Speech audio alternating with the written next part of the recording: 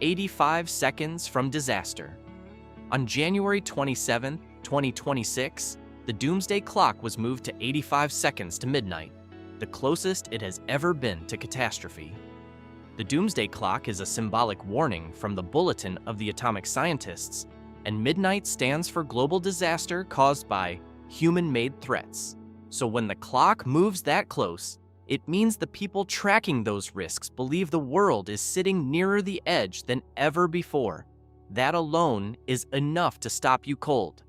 But then you remember that The Simpsons had already played with this kind of future years earlier, and that is when it starts to feel strange.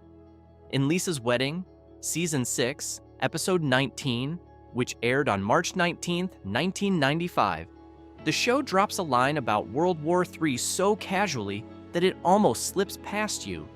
That is what makes it so creepy now. It is not treated like some giant once-in-history event. It is treated like something people already lived through. That episode does not show the world as a burning ruin. People still go to bars, trains still run, weddings still happen, life still looks normal on the surface. But that normal life feels tired, worn down, and a little damaged, like the world made it through something ugly and never fully recovered, and the real world is giving that old joke a lot more weight. At the start of 2025, the world still had about 12,241 nuclear warheads. About 9,614 were in military stockpiles for possible use, and around 2,100 were kept on high alert, ready to move fast if things went bad. Then, another guardrail fell away. On February 5, 2026, New START expired, ending the last treaty that had placed binding limits on United States and Russian strategic nuclear weapons.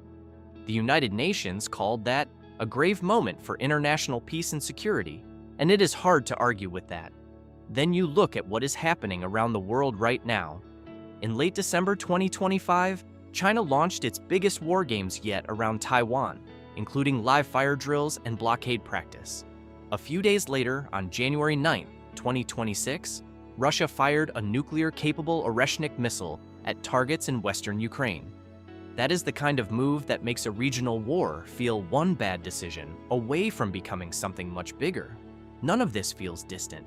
None of it feels theoretical. It feels active, live, and dangerously normal.